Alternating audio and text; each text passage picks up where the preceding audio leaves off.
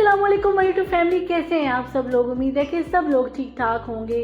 Complexion तो सारे ही खूबसूरत हैं। इम्पॉर्टेंट ये चीज़ होती है कि आपकी स्किन कितनी नीट है, कितना ग्लो कर रही है। एज से पहले आपकी स्किन के ऊपर कोई रिंकल्स ना हो, फाइन लाइंस ना हो, ब्लैक हेड्स, वाइट हेड्स ना हो, बिल्कुल आपकी स्किन नीट एंड क्लीन हो। सो इसी पर्पज़ के लिए मैं आपके साथ बहुत सी रेमेडीज शेयर कर चुकी हूँ और आगे भी इंशाल्लाह करती रहूँगी। अगर आप मेरे चैनल पे न्यू हैं तो मेरे चैनल को जल्दी से सब्सक्राइब कर लीजिए, बेल आइकन को प्रेस कर दीजिए ताकि आपसे कोई भी वीडियो मिस ना हो।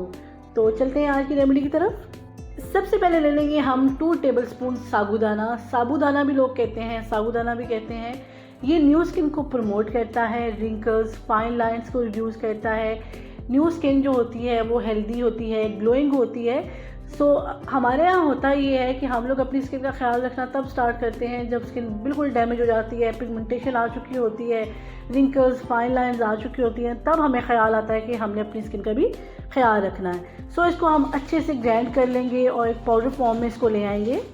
अच्छा जी, ये बिल्कुल पाउडर फॉर्म में आ गया। अगर आपसे पाउडर फॉर्म में ना आ रहा हो तो आप इसे पीसने के बाद छान भी सकते हैं, क्योंकि हमें ये बिल्कुल फाइन सा पाउडर चाहिए। सो अगर आपके पास फाइन पाउडर की फॉर्म में ना आ रहा हो तो आप इसे छान भी सकते हैं। ये देखिए, ये 2 टेबलस्पून है। इसमें हम 1 टीस्पून ऐड करेंगे dry milk powder. Dry milk जो है वो हमारे पोर्स को डीपली क्लीन करता है, स्किन को नीट एंड क्लीन करता है, पिगमेंटेशन को लाइट करता है, डार्क स्पॉट्स को लाइट करता है। सो इसका पेस्ट बनाने के लिए मैं यूज़ कर रही हूँ रॉ मिल्क। अगर आपकी स्किन बहुत ज़्यादा ऑयली है तो आप इसे रोज़ वाटर में भी इसका पेस्ट बना सकते हैं, लेकिन जैसे आजकल सर्दियों का मौसम है तो सबकी स्किन ड्राई है तो आप इसमें रॉ मिल्क का इस्तेमाल करें। रॉ मिल्क में लैक्टिक एसिड होता है जो हमारी स्किन को डीपली नीट एंड क्लीन करता है, पिगमेंटेशन को लाइट करता है। सो जब भी आप कोई भी फेस पैक यूज़ करें तो सबसे पहले अपने स्किन पर अच्छे से क्लींजिंग किया करें, उसके बाद कोई भी मास्क अप्लाई करें। कुछ लोग ऐसे करते हैं कि फेस जो है वो नीट नहीं करते, मास्क अप्लाई कर लेते हैं, जी हमने अभी फेस वॉश करना है। सो ऐसा मत किया करें, पहले अच्छे से क्लींजिंग करें। आप जब ये मास्क यूज़ करेंगे तो कच्चे दूध के साथ आपने सबसे पहले अपनी क्लींजिंग करनी है। क्लींजिंग करने के बाद आपने इस मास्क को अप्लाई करना है। अच्छा जी, फेस पैक हमारा रेडी हो गया है। अगर आप इस फेस पैक को बना के कोई 10 मिनट के लिए छोड़ेंगे तो साबूदाना जो है वो अपने अंदर पानी, दूध उनको अब्जॉर्ब कर लेता है। सो आपने परेशान नहीं होना अगर ये ईंट पत्थर बन जाए तो आप इसमें और दूध डालकर इसको दोबारा से पेस्ट फॉर्म में ला सकते हैं। सो आपने परेशान बिल्कुल नहीं होना।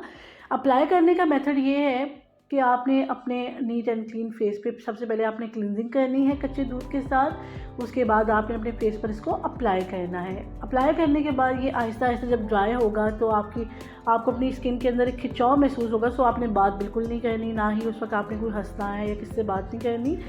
अगर आपकी स्किन के ऊपर पिंपल्स हैं तो आप इसमें 1 टीस्पून हनी भी ऐड कर सकते हैं। मेरे फेस पे पिंपल्स नहीं हैं तो मैं इसलिए इसमें हनी ऐड नहीं कर रही। अगर आपकी स्किन पे पिंपल्स हैं तो आप इसमें 1 टीस्पून शहद भी डाल सकते हैं। आपने 15 से 20 मिनट के लिए इसको अपने फेस पर लगाना है। उसके बाद आपने फ़ौरन से फेस वॉश नहीं करना। आपने अपने फेस को हल्का सा वेट करना है और इसको जैसे हम स्क्रब करते हैं उस तरह स्लोली आपने इसको रिमूव करना है। ये तमाम स्किन टाइप के लोगों के लिए सूटेबल है, इससे कोई भी साइड इफ़ेक्ट्स नहीं है। आप वीक में एक दफ़ा इसका यूज़ कर सकते हैं।